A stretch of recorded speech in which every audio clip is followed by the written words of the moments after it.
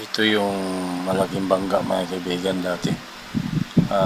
Ito na, ina-assemble na ng mekaniko yung harapan, no? Para matapos na at matuloy-tuloy na ito bukas. Ikakabit na sana yung radiator, kaso may kulang pa yung belt na alternator, kaya tinatanggal mo na ulit. Hintayin na lang yung belt para sabay-sabay na. Pag hindi kasi hintayin yun, mahirap ikabit kung may radiator na mga kaibigan. Kaya yan, tinatanggal mo na ng mekaniko. So bukas, pagdating ng belt, kakabit na ng tuluyan. Tuloy-tuloy na, ma-assemble na rin para matapos na.